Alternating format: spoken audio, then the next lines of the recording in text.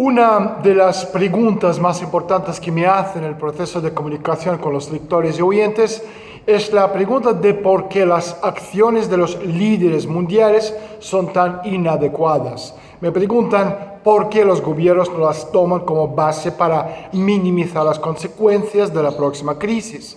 Porque sus decisiones no solo aumentan las consecuencias negativas de los procesos económicos destructivos, sino también cierran para sí mismos cualquier perspectiva política.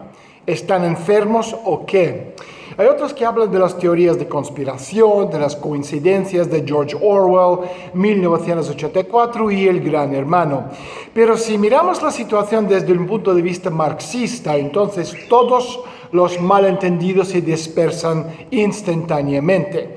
¿Qué es lo que nos enseña el marxismo-leninismo? Que el sistema de gestión en cualquier estado se construye bajo los intereses de la clase dominante y o gobernante. Pregunta: ¿y cuál es la clase dominante en nuestro mundo hoy en día? Para responder a esta pregunta deberíamos comprender qué clase de sistema tenemos.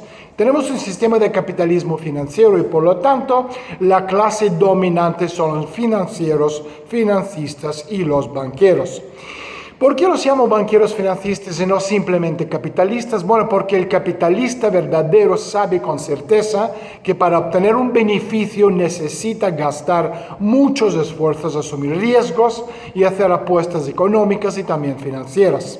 Sí, se dedica a la explotación, pero la explotación por sí sola no es suficiente para el éxito del capitalista. Debe sentir las condiciones del mercado, debe ser un buen administrador, al fin y al cabo debe prestar mucha atención a las finanzas. Durante los últimos 100 años y sobre todo los últimos 40 desde Reaganomics de 1981, los banqueros viven dentro de una situación mucho más cómoda.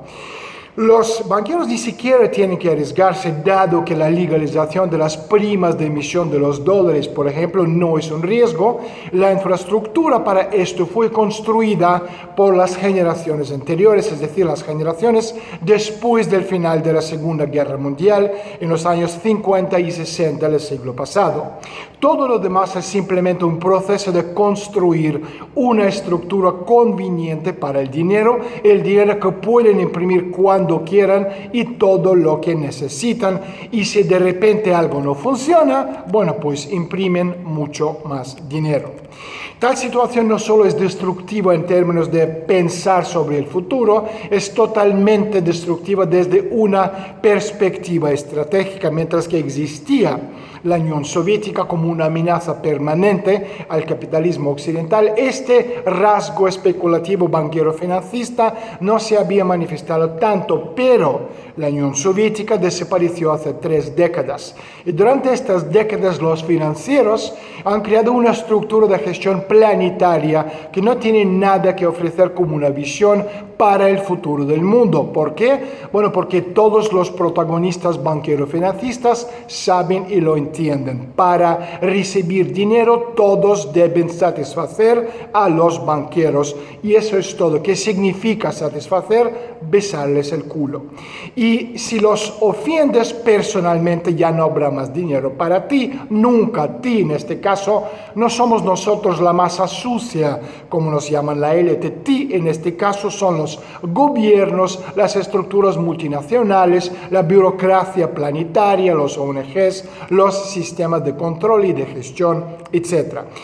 Y aquí tenemos una situación maravillosa. Criado bajo la tutela de la clase dominante, la élite de casi todos los estados es orgánicamente incapaz de cambiar nada, ni de crear nada, ni de proporcionar nada para el futuro. ¿Por qué? Bueno, por una razón banal. La teoría de crisis que desarrollamos en la Unión Soviética a lo largo del siglo XX tiene un inconveniente muy importante desde el punto de vista de los banqueros. Esta teoría dice que durante la crisis el papel relativo de los financistas en la economía caerá estrepitosamente del 50% ahora a un máximo de 5%. Y en términos absolutos esto será aún mayor, pero los financieros no están interesados en las cifras absolutas porque para seguir siendo la clase dominante necesitan unas cifras relativas. Además, como muestra la situación anterior a la crisis, antes de 2008, quiero decir, cuando la cifra de ganancias que redistribuyeron a su favor saltó al 70% y les pareció poco en aquella época, ¿de qué vamos a hablar cuando su peso en la economía dentro de poco caerá a 5%? Ya que con tales ingresos no van a poder financiar ni a los políticos, ni a financiar el aparato estatal, ni los medios de comunicación que actúen en su nombre, etcétera, etcétera. Es decir, Soros dentro de poco perderá todo su peso y más que probable quedará preso. Dado que hasta ahora la clase dominante tiene el control del sistema financiero, es decir, del sistema del control a través del financiamiento con dinero de emisión, todos los que trabajan en las estructuras liberal banquero-financistas entienden claramente que una alternativa al modelo liberal financiero es tabú porque conduzcan a una caída del papel de los financistas en el mundo. Cualquier cambio de paradigma dejaría a los financistas liberales en bragas y sin recursos. Después vendrán los juicios, las cárceles, en algunos casos, obviamente, balas en la nuca. Y por esta razón, cualquier teoría económica no va acorde con los valores, entre comillas, liberales financistas, nunca podrían ser aceptadas por las autoridades en ningún país donde domina el modelo Bretton Woods, es decir, en el mundo entero. Hasta que llegue la crisis, por supuesto, sin la necesidad de las teorías de conspiración, simplemente marxismo puro y refinado con el papel dominante de la clase dominante. Pero luego, cuando la estructura de la economía comienza a cambiar y la clase dominante simplemente ya no podrá dominar, la situación puede cambiar bruscamente. Y por cierto, este cambio hasta a la vuelta de esquina, unos pocos meses la vuelta de la esquina. Ahora, todo el problema de la vida moderna es que si antes la situación de crisis se aplazaba y una otra vez, primero en el año 2001, la crisis planetaria que consiguieron aplazar con los atentados del 11S, después en el 2008 hasta 2014, y a partir del año 2014, cada ciclo siguiente en el que se encontraban el recurso económico para sobrevivir un poquito más a costa de un futuro. Es cierto, a partir de ahora estamos hablando aplazar la crisis no años, sino como mucho, unos pocos meses. El dinero de Trump, los 2 o 3 o 4 billones de dólares se agotarán rápidamente porque muchas personas necesitan compensar la pérdida de empleo, pero no van a poder restaurar todo el sistema.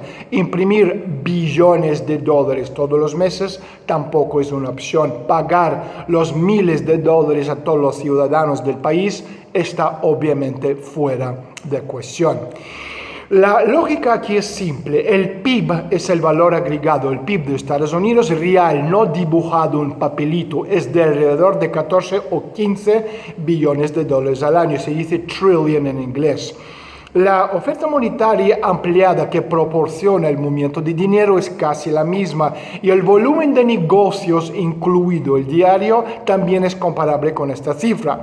Y si la ganancia cae, entonces esto es soportable. Si el volumen se mantiene, pero si el volumen cae, ya no puede compensarlo, ya que el exceso de dinero causa inflación de inmediato.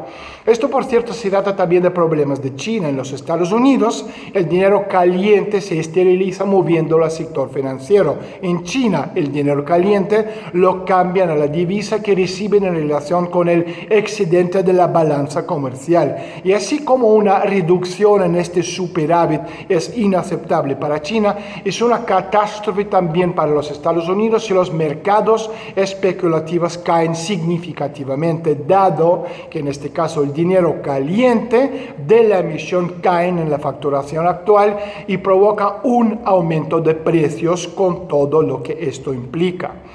¿Por qué estoy contando todo esto? Porque los modelos antiguos ya no funcionan. ¿Les gusta esto a los políticos o no les gusta? Para la clase política de los Estados Unidos van a hacer todo humanamente posible para retrasar la situación hasta las elecciones presidenciales de noviembre. Y después vendrá el colapso sistémico planetario. Lo de ahora es un aperitivo, una cosquilla comparando con la grandísima depresión sistémica que se nos viene encima en unos meses y que nadie puede ni imaginar. Lo vivimos en la URSS en 1991 cuando de un día para el otro 40% de la población perdió todos sus ahorros.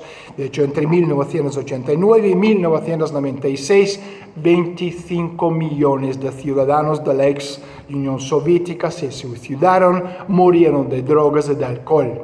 El Occidente va 30 años detrás de nosotros, pero va a pasar exactamente lo mismo que en Rusia a partir del año 1991.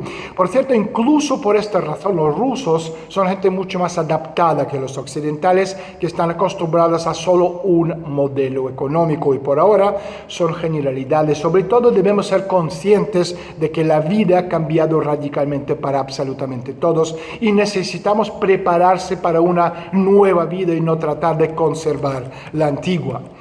En general todos deciden por sí mismos. Está claro que la mayoría de las personas no harán absolutamente nada, sino que esperarán a que suceda algo para reaccionar más o menos, más bien menos. Buscarán apoyo de los gobiernos y tardarán tiempo valioso en darse cuenta que este apoyo no vendrá nunca. Pero aquellos que están listos para trabajar e inventar cosas nuevas, en este mundo nuevo tendrán muchas posibilidades de levantar un imperio.